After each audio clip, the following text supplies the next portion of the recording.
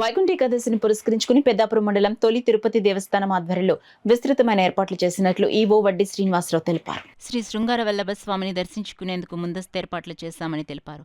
ఉత్తర ద్వారం స్వామి దర్శనం కల్పిస్తున్నామని తెలిపారు.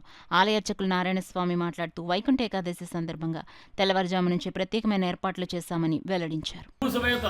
శ్రీ శృంగార వల్లభ స్వామి వారికి ముక్కోటి ఏకాదశి సందర్భంగా దేవాదాయ ధర్మాదాయ శాఖ వారు అనగా ఎండోమెంట్ వారు అలాగే మా ఈఓ గారు ఆర్జేసీ గారు డీసీ గారు కూడా పర్యవేక్షణలో భక్తులకు ఎటువంటి అసౌకర్యం కలగకుండా ఉదయం తెల్లవారుజాముని 4 గంటల నుంచి చక్కగా దర్శనం ఇవ్వడం జరుగుతున్నది.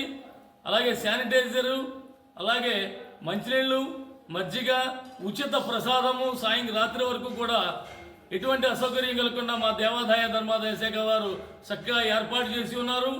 భక్తులు చక్కనటువంటి ఏర్పాట్లలో ఆ చక్కనటువంటి శృంగార వల్లభస్వామి వారి యొక్క శంకుచక్ర గదా పద్మముల వారు చిరునవ్వుతో దర్శనమిచ్చినటువంటి ఆ వైకుంఠ ద్వారం నుంచి స్వామివారి దర్శనం చేసుకుని తీర్థ ప్రసాదములు స్వీకరించి ధరించవలసిగా కోరుతున్నాము. జై శృంగార వల్లభాయ నమః.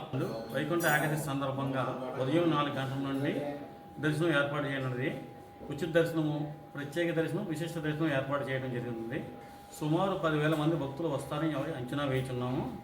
దేవాదాయ ధర్మాదాయ శాఖ ఉన్నతాధికారుల ఆదేశాల మేరకు అదనముగా సిబ్బందిని అలాగే పోలీస్ శాఖ వారి నుండి బందోబస్తు నిమిత్తం సిబ్బందిని అడగడం జరిగింది.